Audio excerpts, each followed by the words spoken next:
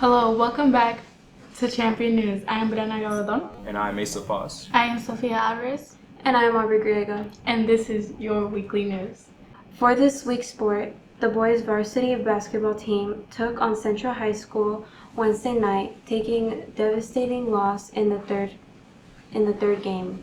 Our girls varsity soccer team will open up in the Phoenix Union Derby Copa on Thursday and Friday night. In local news last Saturday morning, a pedestrian was killed in a hit-and-run crash in West Phoenix near 35th Avenue and Grand Avenue, around 5 in the morning on November 29th. The police department is looking for the vehicle involved and has stated that a small sedan ran a red light and hit a man crossing in a crosswalk. When authorities arrived, they said they found the man with life-threatening injuries. The fire department responded to the scene, but the man died at the scene. Police say the vehicle that hit him had already left the scene before they arrived. Detectives say they believe that the man was crossing the road in a crosswalk when the driver ran a red light and hit him. Investigators believe he may have been hit by multiple vehicles that also left the scene. In world news, authorities Hong Kong have arrested 13 people on suspicion of manslaughter in relation to last week's devastating fire. As they face growing criticism from residents all over the arresting under the national security law of at least 2 citizens calling for accountability. Emergency services continue to search through the 7 towers of Wong Fuk Court estate to Tai Po on Monday, days after the city's deadliest fire in 75 years. The death toll rose in 151 and expected to rise further as the search continues. About 40 people are still missing. Former Honduran President Juan Orlando Hernandez was sentenced to 45 years in the U.S. prison in 2024 after being evicted of drug trafficking, conspiracy, and weapon charges. Prosecutors stated that he helped move largest amount of cocaine into the U.S. while accepting money from the drug traffickers.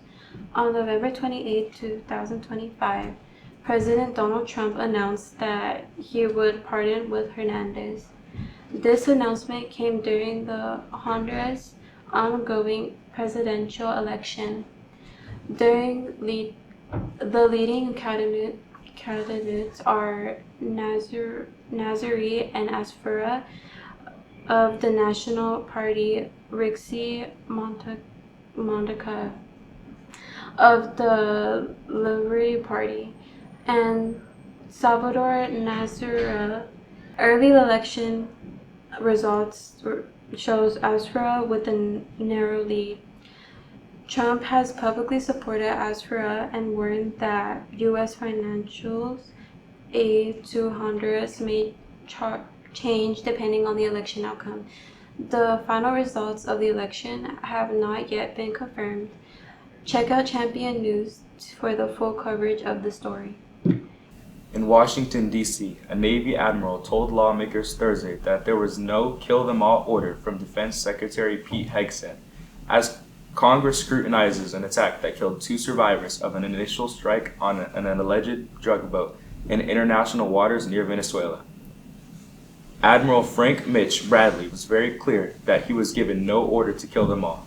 Bradley was joined at the Capitol by General Dan Kane, chairman of the Joint Chiefs of Staff, for sessions that came at a potentially crucial moment in the investigation into how Hegseth handled the military operation in international waters near Venezuela.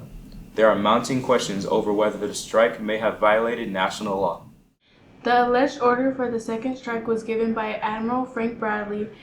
Congressional members are questioning the role of Secretary of War Pete Hegseth in the Trump administration. Senator Lindsey Graham, a defense hawk who is close to Trump, said he has not spoke about the matter with Hegseth, but that he is seeking out the facts. He further stated that it is a long-held rule that survivors of the ship are no longer combatants, and an air crew member in parachute and is no longer a combatant. "You're out of the fight," the South Carolina Republican said. "I don't know what the facts are, but that's general law. We'll see what the facts are." Several other senators from both sides of the aisle were skeptical and are seeking answers from the administration about the attack. That's all the news we have for you today. For more, visit our social media and head over to championnews.org. I'm Brianna Gabaldon. I am Sophia Alvarez. And I'm Aubrey Griego. And we'll see you next week.